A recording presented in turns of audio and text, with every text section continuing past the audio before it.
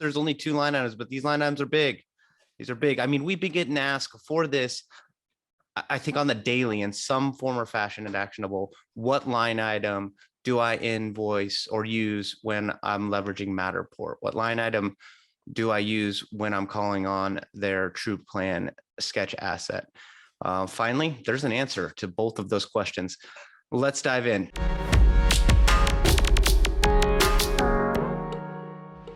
Hello, and welcome to another episode of the Price List Update Summary video series by Actionable Insights.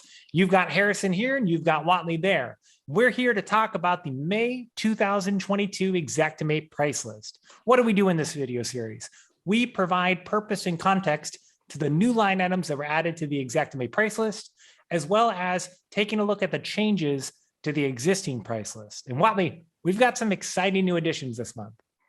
Yeah, we do. But I think I'm going to take the lead on this because as your audience can hear, your voice is completely exhausted given the last 2 days of Xactimate training. Training is exhausting more than you guys know, both mentally and physically. And you're on the tail end of grinding it out. So I'm going to do a little more talking than I typically do. And fortunately for us, there's only 2 line items, but these line items are big. These are big. I mean, we've been getting asked for this, I think on the daily in some form or fashion at Actionable, what line item do I invoice or use when I'm leveraging Matterport? What line item do I use when I'm calling on their true plan sketch asset? Finally, there's an answer to both of those questions. Let's dive in. Pull up your screen here to the 3D scan. So FEESKTCH 3D, this geospatial scan, it's brand agnostic. It's a bid item. There's no price associated with it. It would be next to impossible for the pricing department to assign a price to this particular line item because even within the Matterport ecosystem, there are grades of scans. And so we traditionally guide our users, the folks that we privately train for Matterport, towards invoicing for Pro Series scans. The Pro Series scans are the highest fidelity. They mitigate misalignments. They have high resolution imagery, and they have sound depth data, and that's all useful to both the claims and the actuarial side of the house. So Pro Scans is where it's at when you typically want to bill for it. This Matterport Pro Series Scan insight sheet that Harrison's pulling up, it's been around for several years, but it provides loose guidance for how one might otherwise invoice for performing scans. Now, we try to be careful to not be too prescriptive because we don't want to do anything that's anti-competitive as it relates to defining the price. And so what this collection of text is saying is that there's really 3 ways you could bill for scans. Flat fee, you can do it by square footage or time and expense. And there might even be other ways, but those are the 3 main ways to do it. I would say that what is the most customary at this point is square footage, but it's square footage driven by a tiered model for simplification for both the claims professional side and for the contractor side. Can you pull up that matrix or that pricing matrix that Los Angeles provider? We have no relationship with these folks, but they have this matrix here. It gives you just some loose idea. This is an individual Matterport provider. All they do is do Matterport scans, best we can tell. And it breaks out based on these tiers of, sub 1,000 square feet, 1,000 to 2,500. You don't really see anything less than $200. As you get up to 10,000 square feet, that's what you can generally expect if you want to go to a third-party provider. You and I've seen a pretty wide range of pricing. Sometimes metropolitan areas like Los Angeles are more expensive. I think that's true in New York, but they're also really competitive in LA in this market. Sometimes rural areas like Bozeman, Montana, we've seen really expensive pricing. Presumably there's only one provider providing a scan. So each market's going to be a little bit different. You guys want to be sensitive to that. Hire some individual providers, or at least go to their websites, get an idea of what is reasonable and customary in your market. That should guide your pricing. If you break it out by square footage, by tiers, it might be easier for your team to invoice for consistently.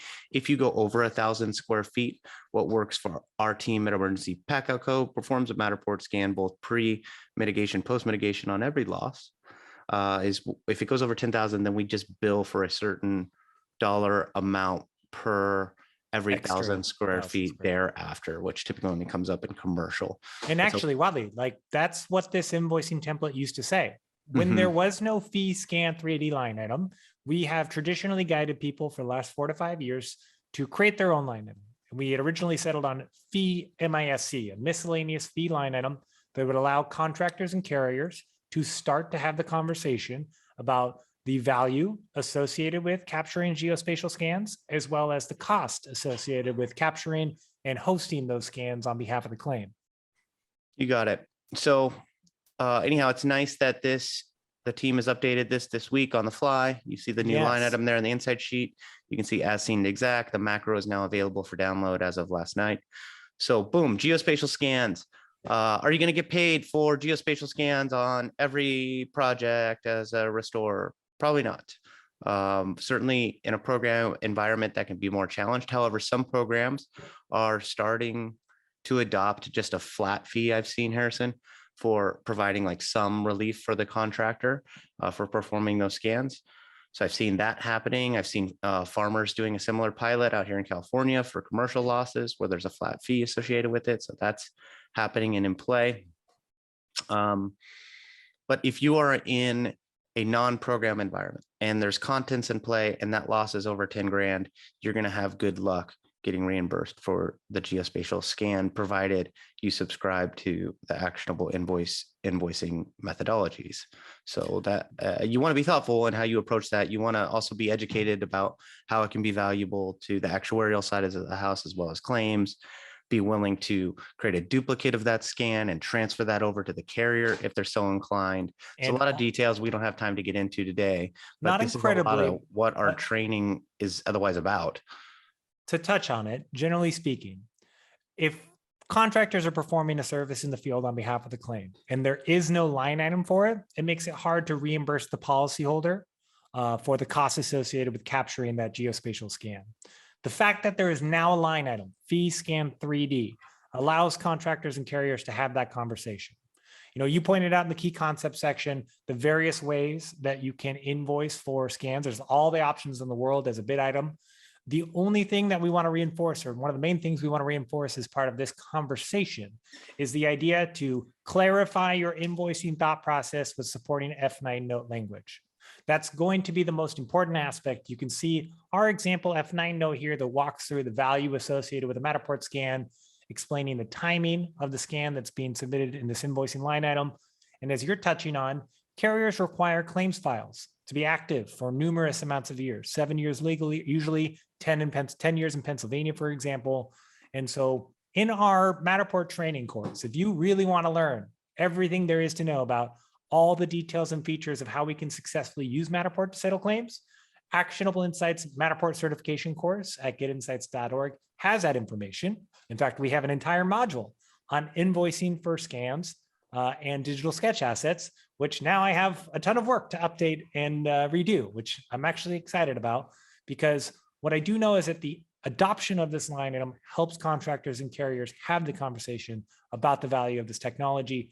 And one thing, Whatley, you know, we just saw, we were at Elevate, Verisk's Elevate conference in February, and due to the happening of COVID, the industry matured quite quickly when it came to technology, because all of a sudden contractors and carriers around the country had to figure out, how do we get inside of a home without actually being inside of the home? And Matterport's scans, the geospatial scans, provided an opportunity to continue settling claims at pace, despite safety issues and protocols of not wanting to enter your homes, et cetera. So 3D geospatial scan line item for interior capture or exterior capture here with something like a drone, for example. You got it. Yeah, the drone technology is just coming online for geospatial scanning from several providers, but I think, to the best of my knowledge, that's all like in closed beta. So we'll see that in the near term. But yeah, that's a good addition to reduce friction in claims.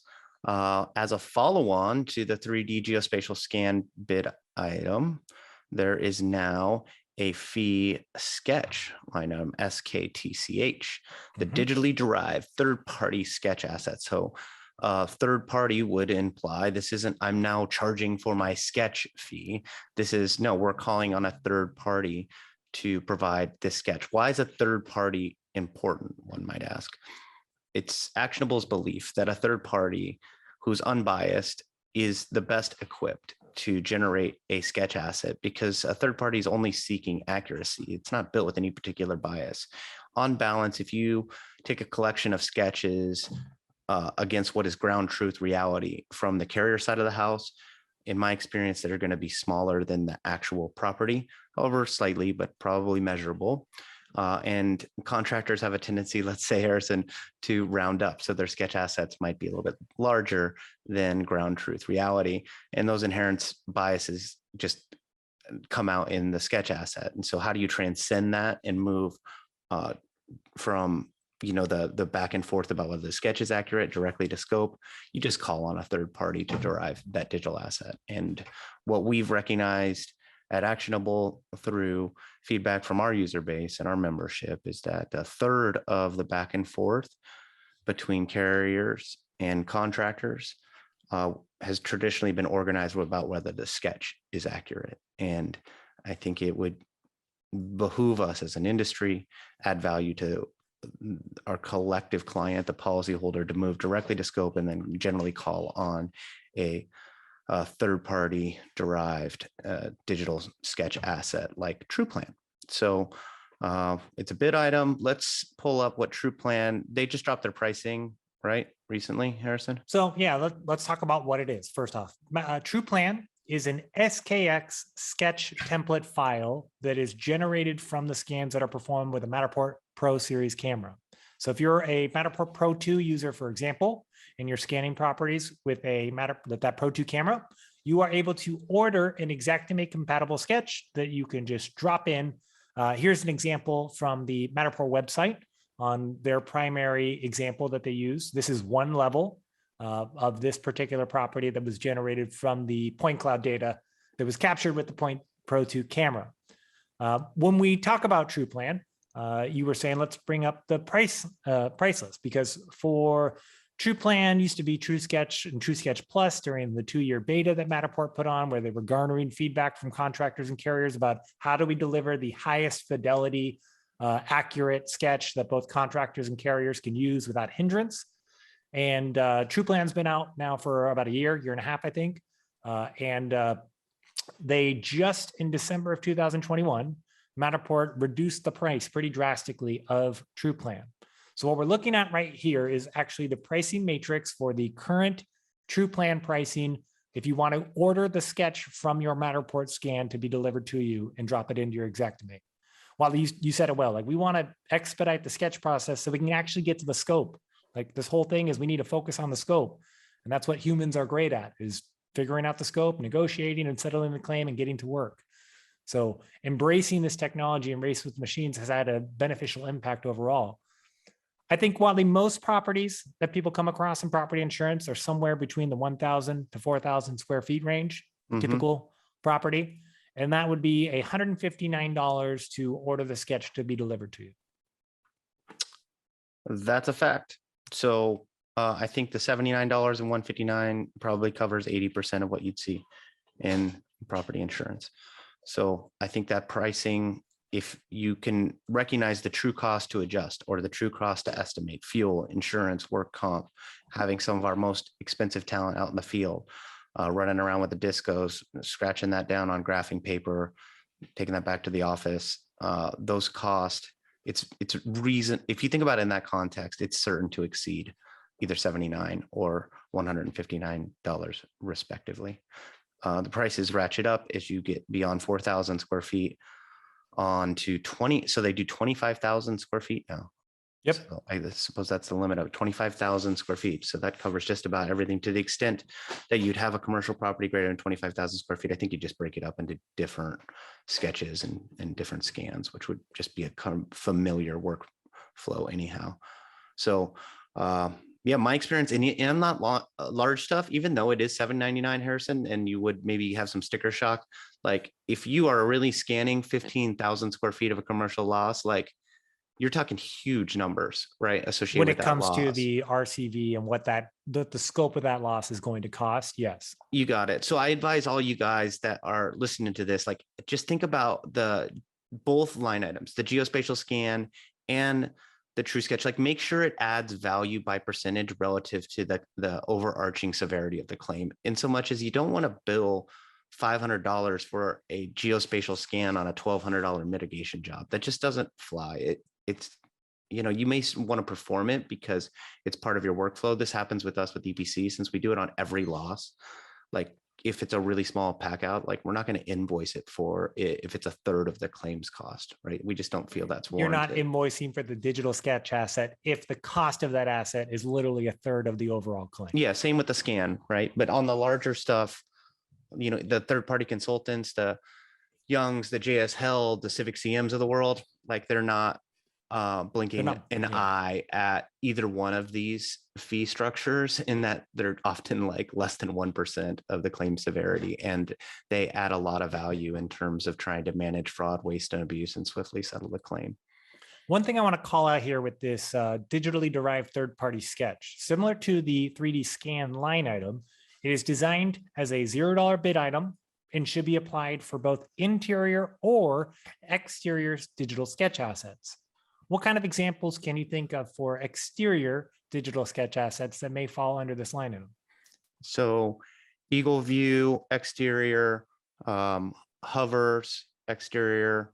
They just knocked out an integration with Xact, so smoothed out that workflow for ordering their exterior that was a big asset. announcement during the keynote speech at the Verisk Elevate conference in February 2022, the recent integration with Hover.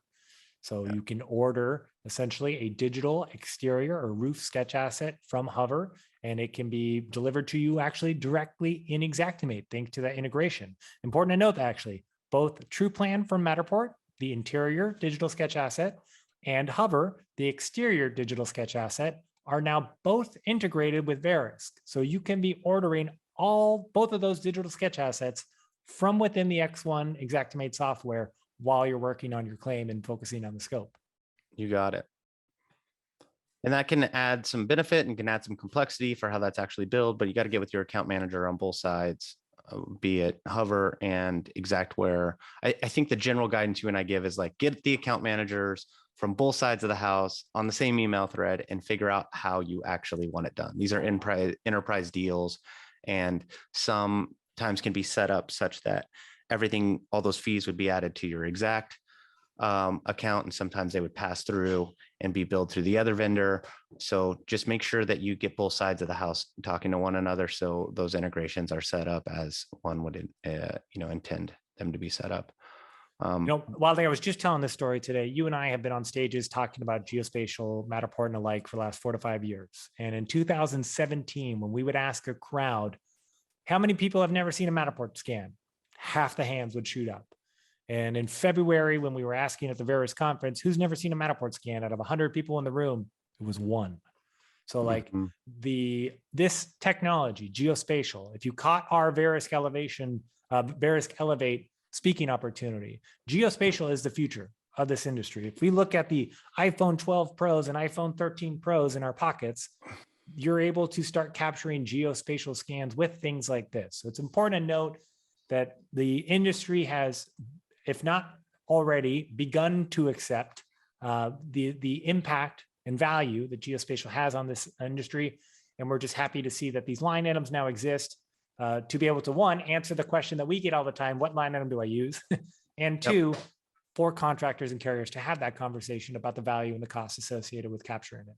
Yeah, I think that it's generally understood that this is the way things are going to be done, and like this adds value. What's odd to me is both the contractor and carrier side of the house haven't adopted this with the velocity one might expect. You say 4 to 5 years, and I go, is that even right? Because in 2015, Actionable was training the best of how do you wed Matterport with Xactimate. So we've been doing this for a while. It's just things in this industry just take a long time. And I think most folks in every industry that would be on, say, a podcast of this nature would opine about similar complaints, but something about property insurance, it's just those at the helm, they're risk managers first. And that's important because that's what we need them to be in order to remain solvent and have an A+ rating with AM Best and Fitches and so on.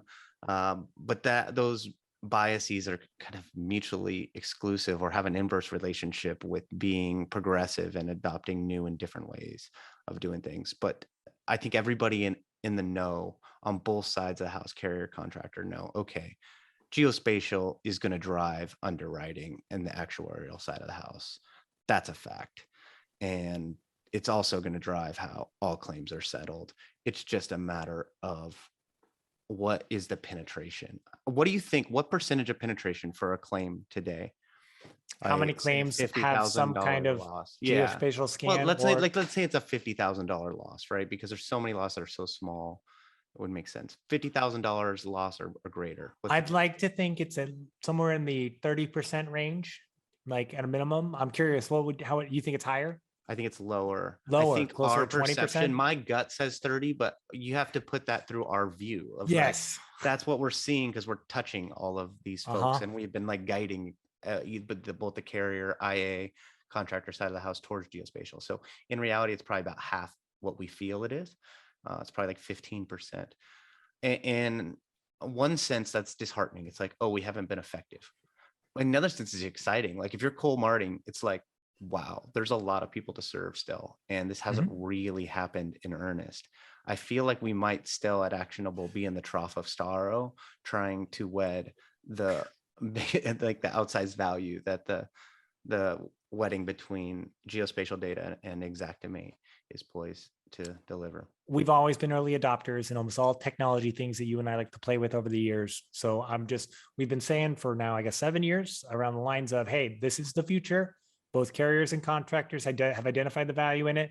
You can get ahead of it and get on board now, or you can figure out how to roll it out and implement it later.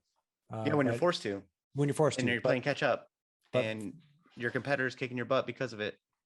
You want to try to underwrite a property with some photos on a yellow pad and some photos, or do you want a geospatial scan where you can go, oh, that's really the fixtures in that home, and then I can verify the square footages in that home to actually be correct?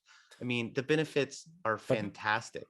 For carriers to have that information when they're writing policies and binding policies and even settling claims is incredibly valuable. I wouldn't bind coverage without a geospatial scan if I was a stakeholder at a carrier. I don't understand why they're doing it today, but some progressive carriers that you and I are working with are actually not binding coverage until they have a geospatial scan on file. How much does that help when there actually is a claim and they can just go, hey, Matterport, I'd like my true plan, boom. And so to the extent that the adjuster's even going out on site, to the extent that that even happens, they're getting a true plan, delivered to them within the program, within that shell straight away. That's the future, buddy. But I think it's still going to take some time for that all to fully materialize. But the adoption of these two line items certainly smooths the way for us to accelerate out of the trough of sorrow. Love it. All right. Those are the two new line items, right? It's only two, but they're two pretty exciting line items for those that are using Xactimate, Matterport, and performing some kind of geospatial scans or ordering third-party digitally derived sketch assets. Now, that's not the only changes this month. I'm going to bring over April 2022 price list here and jump to the line item changes so we can take a look at what changed. These are existing line items in the Xactimate price list. We want to take a look at the change. And actually, I want to point out there were no yield changes this month. Often you and I are looking at what kinds of changes were made. Did they add a new material component or did they adjust the yield of? Nope. No, everything that changed this month around the existing line items is all text-based and clarification-based. Cool. So starting here with the tile stone sealer. Essentially, they've updated the language in this note section to say, instead of application is for whole surface, including grout, quarry title, TILSEAL, natural stone, they're just saying, look, application of the sealer is for the entire surface, including grout joints. This is a clarification that we'd kind of seen a little bit because people have been misusing or misunderstanding the difference between seal grout and the full seal floor. In fact, there's line items specifically for sealing the grout joints only.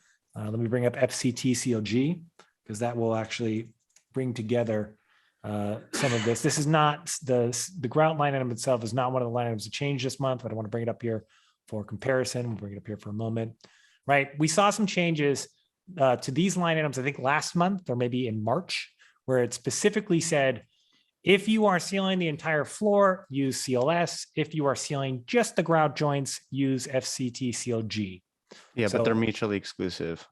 So you can use them both. You would use together. either one or the other. So you can see this month, there was some additional clarification in the full floor ceiling line items, because obviously the specificity of quarry tile, so TILSEAL, natural stone, they've simplified it to just say it's for the entire surface, including grout joints, i.e. natural stone.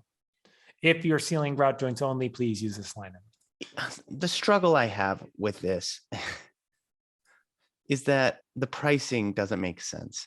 So check this out. If you want to say, okay, I'm going to seal my grout, that's at $1.62 a square foot. Yeah. Mhm. If I'm going to do FCT seals S, and that's to include the tile and the grout, the price is now reduced by 45%. Like it's, Well, they would have it. They should have an inverse financial relationship. I see where you could see that, and that's a fair, I understand. My understanding would be that to just do the joints is actually takes more labor intensive. I think that's probably to true. cut in around it and to not do the whole surface. In fact, if we were to look at this line item and look at the yield of this, how much grout joint sealing can somebody do in an hour? 125 square feet in an hour of just grout joints, versus if we're doing, for example, the whole floor here, we're looking at 240. So like a much higher yield of, if I'm doing the whole floor, I can fly. But if I'm just doing the grout joints, it's going to take me a I lot suppose more that time. makes sense, but it's probably a different application of chemicals and a different expectation for how long that sealing would last. I suspect that a dedicated grout sealer is going to hold up for a longer duration than something that would be applied so broadly. That's fair. To the entire floor. But yeah, Harrison, it makes sense, right? I would much rather just throw it out on the floor and cover both, and like that'd be wildly easier than going through and essentially painting each grout line. So I guess the pricing does make sense, but similar to the idea of why Xactimate does not deduct doors and window square footage by default. You're going to use less material because you're not painting that window area, but it's going to be increased labor costs because you have to cut in around that window, et cetera. You got it. All right, next, Whatley, we have had, I think this is the third time now in 6 months that I'm going to bring up the idea of the average amount of prep work. Yes, we've had an additional change evolving to the item information here. And I find it interesting. I'm going to show you the difference, and I'm curious as your reaction. It's the same sentence as always. This is April on the left, May on the right. Yep. Painters frequently remove switch and outlet cover plates, drop simple light fixtures, and move items away from walls to make painting easier. Okay. They've added a phrase, just 2 words. Painters frequently remove and reset switch and outlet cover plates, drop and reset simple light fixtures, and move items away from the wall. They've specifically added and reset. That was drop simple light fixtures, drop and reset simple light fixtures. So here's what I think happened. The description changed because Xactimate, like 3 months ago, of these painting line items to try to clarify what is an average amount of prep work, what kind of prep work's involved. And in fact, 3 months ago, we saw all of this added in situations where detaching and resetting fixtures is warranted because of size, situation, and or trade license contractor being needed. This assumption would not be included and may need to be accounted for separately. Things like the manipulation of larger contents, right? Their exact pricing department was trying to clarify that's not the intention of what kind of prep work. If you've got a little piece of furniture and the painter just needs to nudge it out of the way, that might be included.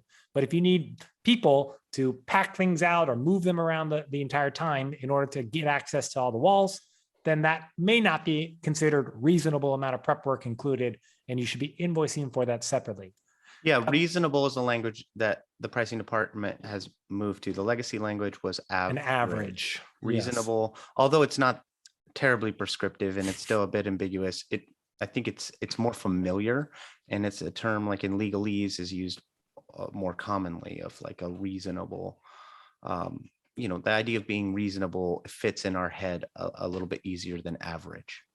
So specifically, the change this month is from drop simple light fixtures to also drop and reset simple light fixtures. Okay, yeah, fine. And my thought process here is they changed the line item description. Yeah. And a bunch of contractors started invoicing for resetting light fixtures separately or like crazy when like it's not in the line item anymore. So we're going to invoice for it separately like crazy. And it just came up in feedback between Xactimate and customer base of, hey, what is in the line item again, please? Can we clarify? Because like, if I'm only going to get to drop it, do I need to charge separately to reset it, et cetera? Doesn't it say down at the bottom that it may be warranted to invoice separately for the new line item for large light fixtures, chandeliers, things of that nature? I mean, it says right here, the manipulation of larger excessive amounts of context may warrant additional separate items. It is up to the estimator and parties involved to determine if the scenario logically requires modification to the existing item, change in yields, and or if additional items are needed. Yeah. So yeah, so contractors probably billed for that, and carriers push back, and so that's how things settled. You saw a contractor-centric move initially with this additional item information. I think it was Trying to clarify. I bet contractor-centric, and then this move this month was carrier-centric. So they're just trying to strike that balance. I think the distinction is if it's a $11 light fixture from Home Depot in an apartment and it's in a closet and you can just let it hang from the wires safely, although that may not be like the perfect workmanship way to do it, there's a lot of precedent for that in the trades for just dropping those really light, cheap light fixtures. But that's very different than when you're working in a higher end property and those light fixtures are of high value or have a lot of weight, and we're hanging them from the wires is beyond, like wire nuts is like just totally unconscionable. There needs to be space for contractors to call in a licensed electrician to perform those activities. And I think that space was created. Yep. All right. Well, a small change to the dishwasher detached line item here. I'm going to pull up the additional item information. We like it, Whatley, when they add clarifications like to reinstall, see app DWR. So anytime an additional item information can point to its counterpart, if we're going to detach with WTRDWD on the repair side and we're reinstalling, see app DWR. So it's always nice to have some clarification and guidance on related line items, or in this case, essentially the opposite line item that should potentially be using on the repair side. Right. Lastly, I've listed all the roofing line items that were added here for example, but specifically all they did in the additional item information was basically update the language in here to be more in line with other roofing line items in the software. You and I have talked for years. We want searchability to be standardized, like, or use the same language in similar line items so I can find them. And I don't have to memorize the exact phrase to find the one line item I'm looking for. So this whole collection of roofing line items just had their additional item information updated in order to better be more in line with the other roofing line items and searchability. So good to see. You got it. Yeah, searchability's got to be improved. I see it every day where folks are out on Exact Ninjas, 15,000 members. And I saw one that I thought was pretty clever. Like, hey, just as a heads up, somebody stole garage doors from my Xactimate price list. And you should be able to search garage door and find it, the overhead door. But anyhow, quickly within seconds, the ninjas pointed them towards overhead door. And I think several individuals actually acknowledged that sometimes that's hard to find. Yep. Like search, we are so used to it being so much more dynamic, and this Boolean search that's powering this price list it doesn't have synonyms. It doesn't correct for spelling, which is an issue for me, and I am sure that sentiment is shared by many contractors. So it doesn't help you out on the spelling front, and it doesn't deal with synonyms well, and it could be much better. Often we develop animosity towards Xactware as contractors because it's difficult to make our numbers, right? And I wonder how much of that isn't because the pricing is deficient. It's that we are systemically omitting warranted line items.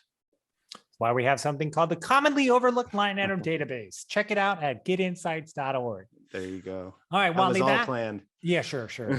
That wraps up all of the new line items and changes to existing line items. There's one other thing we wanted to cover this month.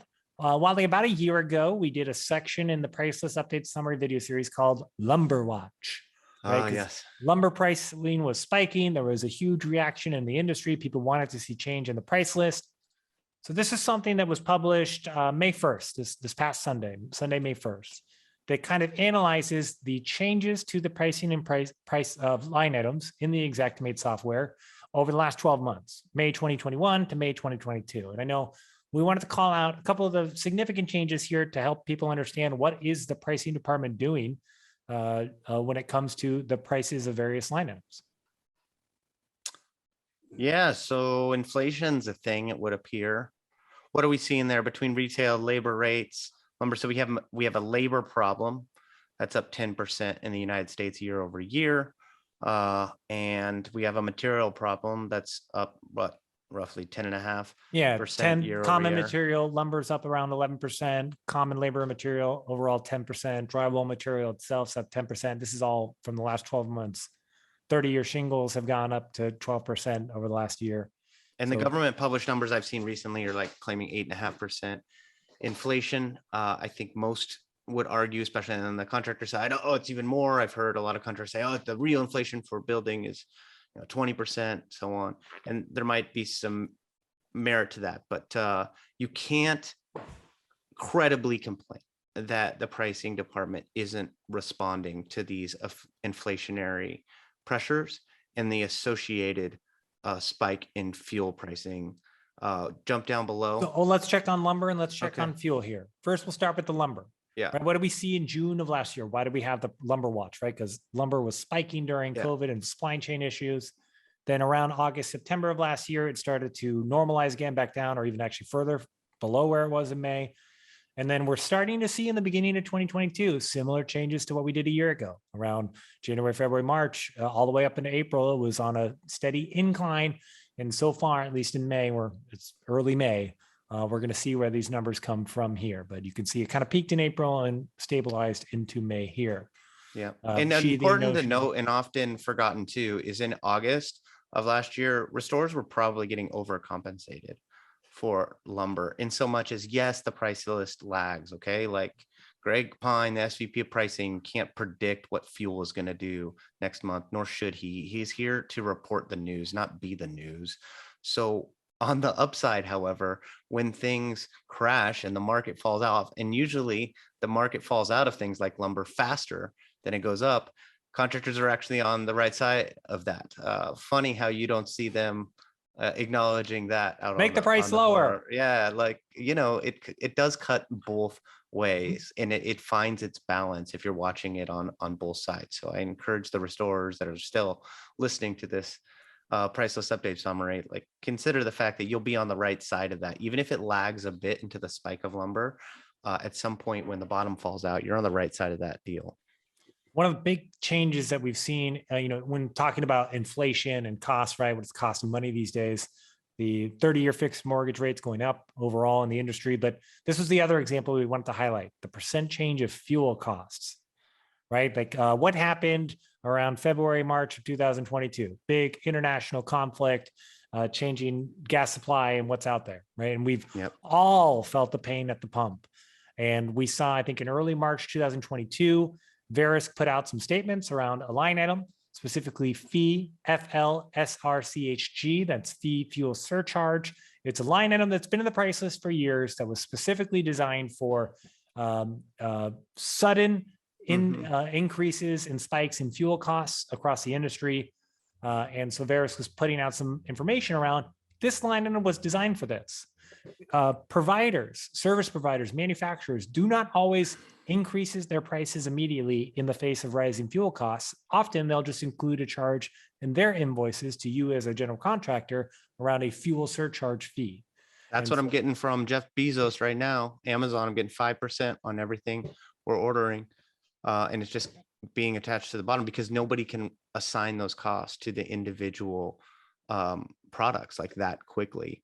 But now that I assume that fee will get worked in by Bezos, and I assume that these fuel costs are getting worked into the pricing department now. It was a shame, like what Marting made that fuel surcharge macro, that's out there free somewhere, right? Yes, it is. We have that on getinsights.org. Anyhow, he had couple thousand requests for it. What was the feedback from the ninjas about their success in claims with the fuel surcharge fee? Mixed, always. right? Anytime you're invoicing for something new in the industry, there's going to people that have great success with it, that explain it well and explain the value and associated cost structure. You've got others that potentially add the line item, but aren't quite equipped to explain its purpose and value. So they may struggle as more. One of the top posts was, hey, a reminder, I write program estimates and this is approved via my program of like, Yep. they understand the cost associated with this. You just have to have the conversation to explain the intention of the line item, the various rising fuel costs around the country, around the world, really, Yep. and to be able to incorporate those costs. And reminder, this is all about reimbursing your policyholder. It's not the carrier's money. It's not the contractor's money. I mean, eventually the contractor is going to get paid, but we are trying to reimburse our policyholders at the fair value of restoring their property to pre-loss condition. And so naturally, if it costs more, then we need to be adding those costs into our scopes of work. There's just so many dynamics at play, Harrison. Like if you're a claims manager and all of a sudden you start approving this fuel surcharge fee, and you're doing that in good faith in March because you know that that pricing department can't possibly respond to a 40% spike in fuel pricing. Yeah, 43% over the last year. Right. But then what do you do like come June? Because by June, the pricing department is going to have captured the increased cost of fuel that will be worked into the relative line items from their bottom up feedback come from the big box stores. That'll be worked into their fuel components build up for their vehicle charges, etc. So then they're setting a precedent that sometimes contractors like make it difficult for the carriers to approve something today, right? And then, well, we're not going to approve that in June because it's normalized, and very few people have the depth of understanding of realizing how things trail and what really drives a price list. And it's a shame. And it's become this gotcha moment where you end up in these arbitrations or litigation. It's like, hey, you paid for this line item on all these claims, and so now you owe for this line item on this claim, and so on. And I think some of those behaviors actually encumber claims managers to operate in good faith and make that adjustment. But the takeaway, in my opinion, is claims managers should have paid for that fuel surcharge a reasonable amount, maybe 2 or 3% for March, for April, and for May. It's starting to normalize in June, and come June, July, like I think that it's warranted for them to provide some resistance, assuming that the pricing department has reasonably responded. But it and takes captured and rolled those it's costs rolled those into the costs line in. items. That's right. But it takes some intellectual curiosity to really think about what's going on and how that line item should be applied and so on. But I think it's a responsibility on both sides of the claim to really understand what's driving it, when it would be warranted, and be willing to be flexible. I would like to see both sides of the claim be a little bit more flexible. The nice thing is that at least 2 or 3 times in March of 2022, Verisk's pricing department was putting out multiple statements around, we're watching, we're looking, we're tracking, right? We're going, in fact, I think it was March, it was everything, all labor hourly rates went up by, I think 60 cents. Just as a bare minimum. Exact was like, hey, we get it. There's costs. We're tracking them. We're trying to get it. But for now, here's the increase that we're seeing that's being reported. And if, for example, they got research in an area that the hourly rate only went up around 40 cents per hour, they were just still going to raise it to 60 to recognize we're tracking these costs actively. And I look forward to seeing more publications from Verisk on the impact of these rising fuel costs and how they decide to or not to incorporate those costs as fuel costs stabilize. Yeah, I know I'm still driving to hopefully the Costco gas station because I know that's probably the cheapest in my area because I'm still seeing it might have stabilized, but it's stabilized a lot higher than it used to be. Yeah, that's a fact. Good luck in that Costco line, man. I can't get myself to do it to save a couple bucks for 35 minutes to set out there in the smog and make it happen. 40,000 feet, man, these carriers, they really need to reevaluate and re-underwrite their properties. If you've got inflation that's running at 11 to 20%, the premiums need to be increased in lockstep. And to the extent that these carriers remain unwilling to do this for fear that their policies in force would be reduced because policyholders might shop them, it's going to create huge problems for them on the actuarial side. And they're going to try to push that in contractors, but you can't squeeze contractors anymore on the repair side. There's no way. There's nothing there. There's nothing there. So you guys got to go and have the tough conversation with your policyholder about inflation. And really, what are you and I buying right now, Harrison, where the price isn't going up? Everything is. So carriers just need to do what everybody else is doing and be like, hey, it's a thing. The costs are going up, and so are your premiums. Yep. Wow. I mean, this is a great rundown. If you're not familiar with this, they're putting out these on a regular basis, kind of explaining the changing costs. But this is what we do here at Actionable Insights. We want to bring purpose and context to what's happening to the line items. Why are they being added? How are we supposed to use new line items? And let's keep our eyes on what is the pricing department doing to react to lumber, inflation, and fuel changing costs. Wow, this is an exciting month, May 2022. Two big line items around FEESKTCH 3D and FEESKTCH, geospatial scans and digitally derived third-party sketch assets. I'm excited. This is a fun one for you and me, I think, to record, to kind of explain what's going on in the industry. And I look forward to seeing you next month in June. In the meantime, good luck settling those claims out there. I love it. Keep building.